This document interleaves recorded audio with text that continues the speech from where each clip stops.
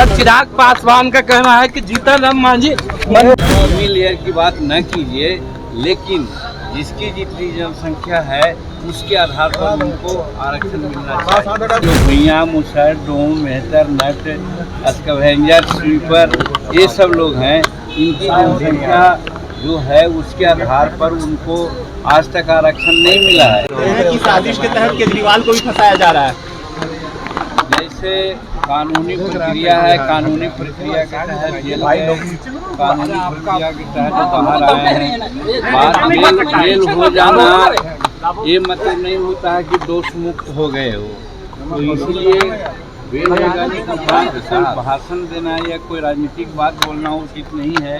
हम लोग यही समझते हैं ऐसे कहा कर रहे हैं हम। कानूनी प्रक्रिया के तहत वो गए थे, कानूनी प्रक्रिया के तहत आए हैं।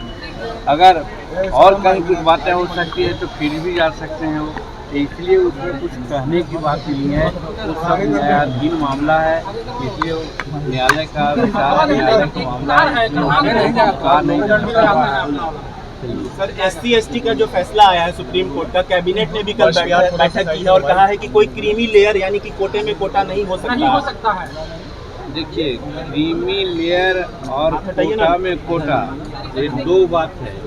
हम भी मंत्रिमंडल में थे, हमारी बातें भी हुई हैं।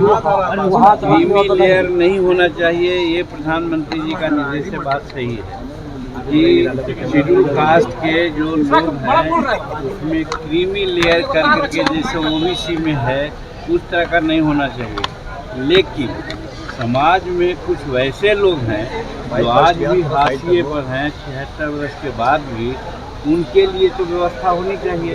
और इसी को कहा जाता है कि अगर कोटा में कोटा करें, जैसे जनसंख्या के आधार पर सारी बातें होती है, इसमें हमारी मानना है और हमने भी कल कहा है कि कास्ट में बिहार में 21 जातियाँ हैं। 21 जाति में 4 जाति जिसको D4 कहते हैं। और आज देखा जाता है कि जज हो, कलेक्टर हो, इंजीनियर चीफ हो, इंजीनियर हो, बैंक हो, रेलवे में हो, सब में अगर रिप्रेजेंटेशन की बात कही जाएगी तो 4 जातियां हैं जिसको D4 कहते हैं, विकसित 4 कहते हैं, वही 90% भाग लिए हुए हैं। लेकिन बाकी और जो भुइयाँ, मुसहर, डोम, मेहतर, नट, स्कैवेंजर, स्वीपर, ये सब लोग हैं, इनकी जनसंख्या जो है उसके आधार पर उनको आज तक आरक्षण नहीं मिला है। इसीलिए हम लोगों की मांग यही है और कल हमने कैबिनेट में कहा भी है कि इनके लिए अलग व्यवस्था होनी चाहिए। आज 76 वर्ष आज़ादी के बाद इन लोगों में आज कोई IAS नहीं है, कोई IPS नहीं है, कोई इंजीनियरिंग चीफ नहीं है, कोई डॉक्टर नहीं है, कोई बैंक कर्मचारी नहीं है, कोई रेलवे कर्मचारी नहीं है।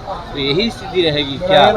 इसलिए क्रीमी लेयर की बात न कीजिए, लेकिन जिसकी जितनी जनसंख्या है उसके आधार पर उनको आरक्षण मिलना चाहिए। सर चिराग पासवान का कहना है कि जीतन राम मांझी